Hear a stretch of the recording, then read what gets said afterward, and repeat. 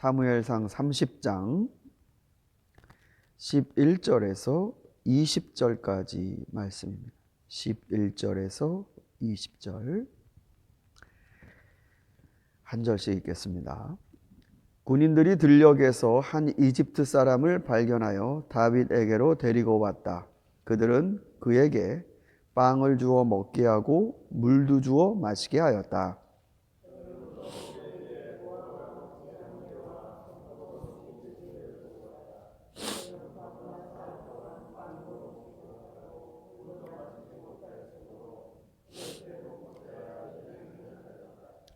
다윗이 그에게 물어보았다.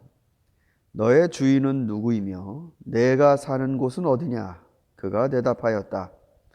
저는 이집트 소년으로서 아말렉 사람의 노예로 있었습니다. 사흘 전에 제가 병이 들자 저의 주인이 저를 버리고 갔습니다.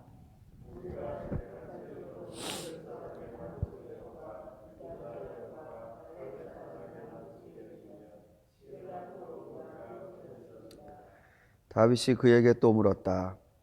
내가 나를 그 습격자들이 있는 곳으로 데려다 주겠느냐? 그가 대답하였다. 저를 죽이지 아니하시고 저를 주인의 손에 넘기지도 아니하시겠다고 하나님의 이름으로 저에게 맹세하시면 그 습격자들이 있는 곳으로 모시고 가겠습니다.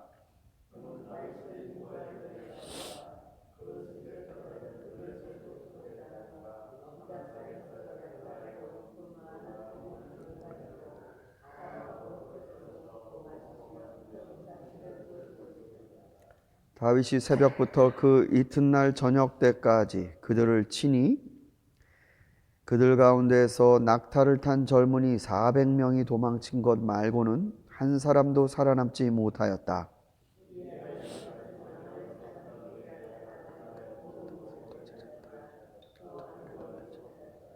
다윗의 부하들도 잃어버린 것을 모두 찾았다. 다윗은 어린아이로부터 나이 많은 노인에 이르기까지 아들과 딸 그리고 전리품에서부터 아멜렉 사람이 약탈하여 간 모든 것에 이르기까지 그 모든 것을 되찾았다. 다윗은 또 양떼와 소떼도 모두 되찾았다. 부하들은 가축을 몰고 다윗보다 앞서가면서 다윗의 전리품이다 하고 외쳤다. 아멘. 다윗의 인생에서 많은 곤경이 있지만 사무엘 30장에는 다윗이 처한 가장 큰 공경, 가장 큰 어려움이 나옵니다. 자기의 처자식들 그리고 여지까지 애써서 목숨을 걸고 싸우면서 모아온 재산 그 모든 게 다 약탈당했습니다. 그리고 무엇보다도 부하들이 다윗을 이제 더 이상 따르기를 원치 않습니다. 이 사람 때문에 우리가 너무 고생한다. 이 사람을 우리 돌로 쳐서 죽이자. 다윗은 큰 곤경에 빠졌다. 그러나 하나님을 더욱 의지하였다. 큰 곤경이 오면 더욱 의지. 하나님께 여쭤봤죠. 주님, 쫓아가서 잡을 수 있겠습니까? 쫓아가라. 너와 함께 하겠다. 다윗은 이 지친 600명의 부하들을 격려하고 하나님이 우리에게 우리의 가족을 되찾을 수 있다고 말씀해 주셨다. 가자. 너희들이 나 하나 죽여봤자 자식이 살아오냐 뭐가 되냐. 우리 가서 우리 가족을 되찾자. 아마 이 출정은 정말 분위기가 이상했을 것 같습니다. 자기가 조금 전에 돌로 쳐서 죽일 뻔한 사람을 또 한 번 믿어야 되잖아요. 그런데도 갑니다. 그런데 600명이 이제 가는데 그 중에 200명은 도저히 지쳐서 못 가겠다고 주저앉아 버렸습니다.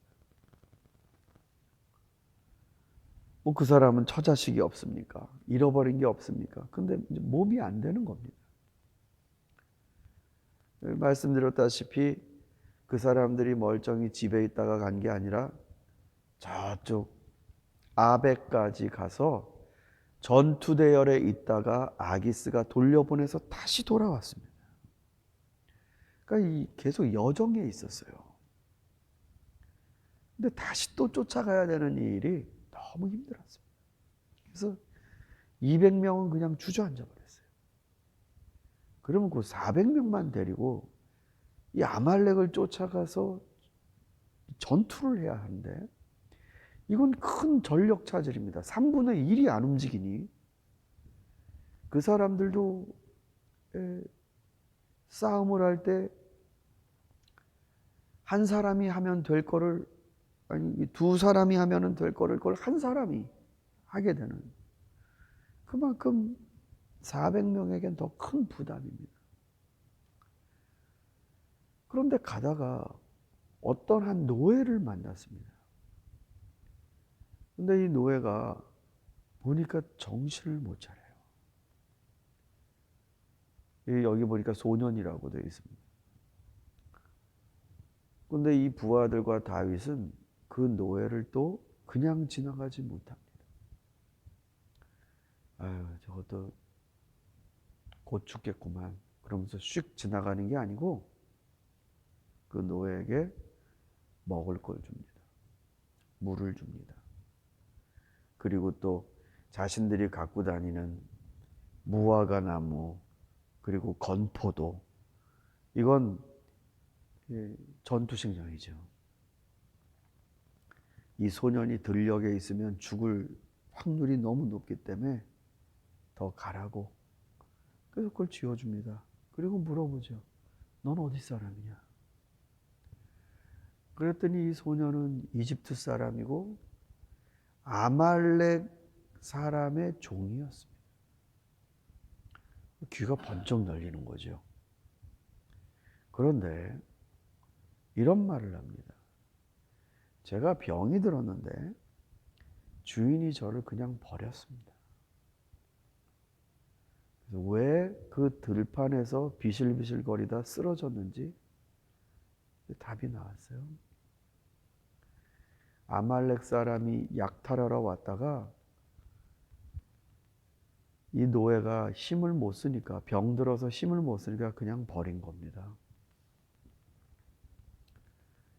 여러분, 지금 다윗의 마음과 이 아말렉이라는 약탈 족속의 마음이 이제 비교가 됩니다. 자기들이 사용하다가 힘 빠지면 버려버리는 그 아말렉 족속. 약탈해서 그걸 취해갖고 흥청망청 술잔치를 벌이고 있는 그 사람들. 여러분, 그러나 다윗의 마음은 달랐습니다. 약자에 대한 마음이 달랐습니다. 성경 말씀에 이런 말이 있습니다. 하나님의 말씀, 잠언이죠. 솔로몬의 잠언. 하나님의 계명, 이 말씀을 품어라. 그러면 내가 장수하고 해가 지날수록 평안할 것이다. 얼마나 좋은 말씀입니까?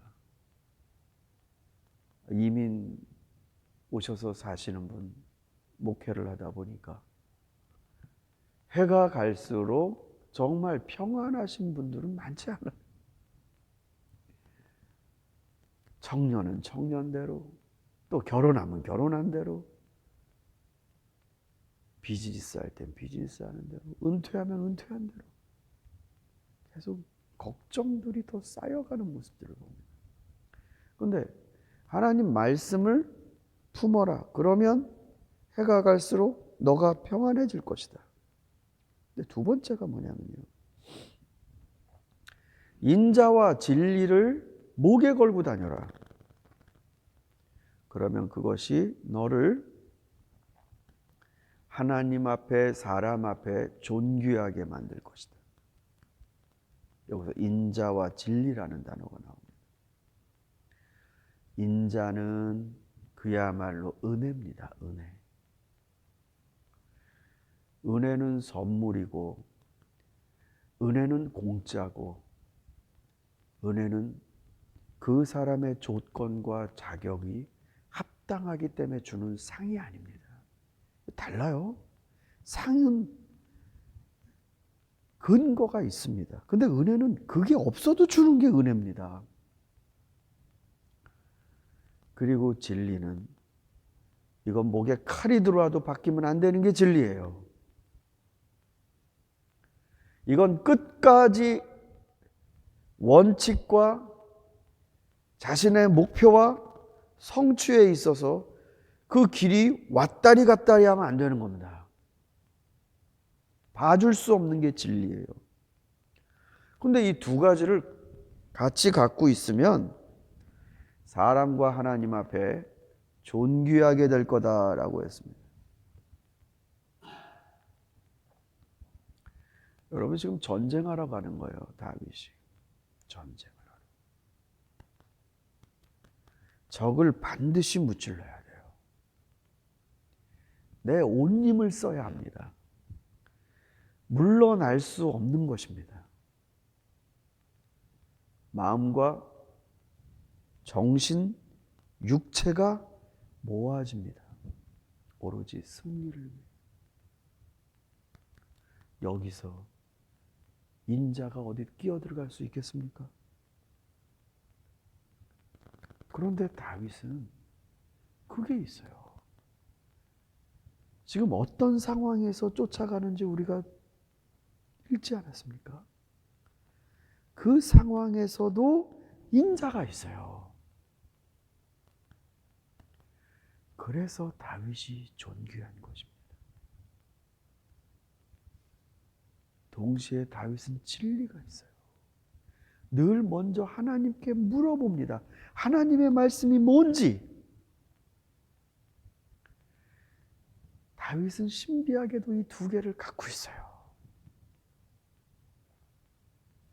따뜻한 은혜가 있고 동시에 하나님의 말씀, 그거를 중심에 놓으려는 진리가 있습니다. 여러분, 하나님이 다윗을 높이시잖아요.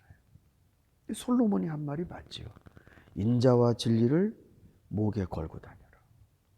이게 목에 걸고 다니라는 건 자랑, 다른 사람 보기에 자랑하라고 목걸이로 하라는 게 아니고요. 늘 어딜 가든지 내가 붙이고 다니는 거잖아요. 누굴 만나든지 어느 장소에 가든지 내가 포멀 드레스를 입었든지 반바지에다가 반팔로 쇼핑센터를 가든지 인자와 진리를 가지고 다녀라. 그럼 너가 하나님과 사람 앞에 존귀함을 받을 것이다. 아말렉 사람들 보시시오. 그냥 쓰다가 다 떨어지면 버려버리는 배터리 같이. 요새도 배터리 함부로 못 버려요. 그것도 정리해서 버려야죠. 들녘에다 버려버립니다. 그냥 비실비실 거리다가 죽든지 지가 살만하면 또 살든지 버려버립니다. 사람들은 그럽니다. 21세기 이제 정말로 자유경쟁 시대가 됐다. 전쟁터 같다.